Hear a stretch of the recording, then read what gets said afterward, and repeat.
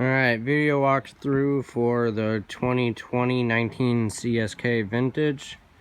Up front you got your tongue jack, you have up and down, you have a light when you're hooking up and it's dark, your chains, 7-way, you have a breakaway cable right here, that just hooks next to your chains.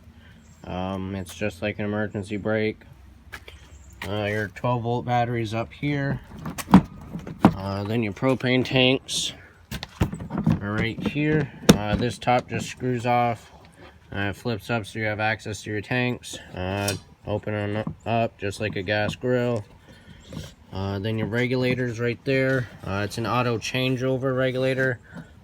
There is a little valve in there that points to what tank is drawing from. If whatever one is pointing to goes empty, the little valve inside will switch over to the other one if it's on.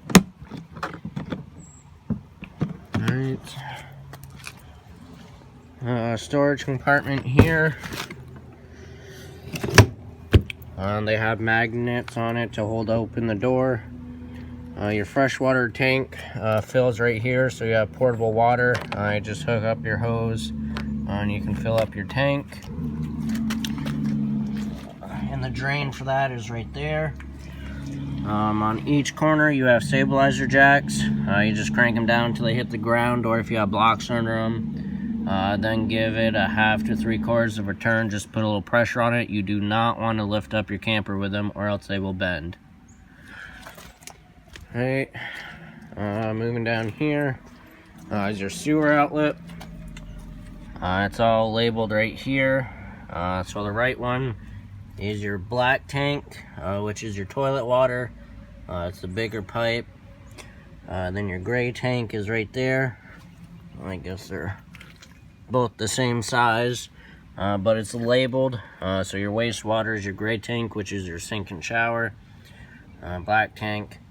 That cap just screws off. Hook up your hose. Pull your black tank valve first. That just pulls out.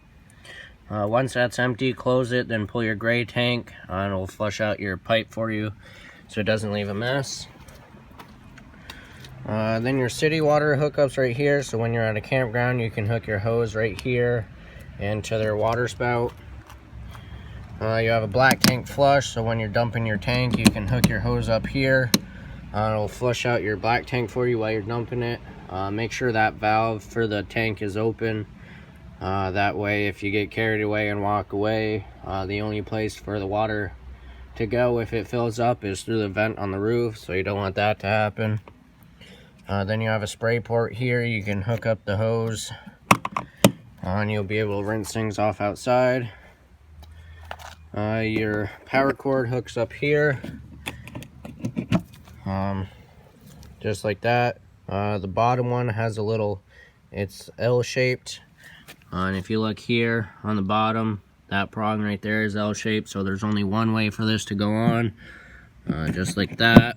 And then you twist it to lock it on, and then you have a little locking coupler right there that just screws on to hold it on. Then you have your cable hookup and your satellite hookup if you have one. Back here, dummy for a backup camera. The back of the fridge is right there. And then that is the exhaust for the furnace. Just make sure nothing's in the way of that, and you don't touch it while in use, because that gets pretty hot. Then on the other side you have your water heater. This is gas and electric. So for the electric you want to make sure there's water in the tank. Then you have your switch right here, on and off. So on, it's having the electric on, and then off is off. The gas, the pilot and burners right here. That lights by itself. The switch is inside for that. It just closes, and this little tab right here you pull out and twist it and flip it down. That'll lock it in.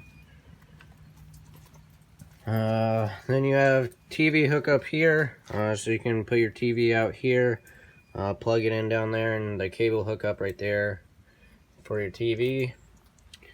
Then you have the outside vent for your stove top, a little flap inside that just pops out. And then when you're traveling, make sure that's not closed so no water or debris gets up in there. Also, when you're not using it, keep it closed so no bugs get inside. You have a couple outside speakers, and the other side of the storage compartment. This is prepped for solar charging. It has to be a ZAMP solar panel because that's what it's wired for. And that's only a trickle charge for your battery, so when you're out dry camping and you don't have power hookups, it'll just keep your battery charged. That's everything outside.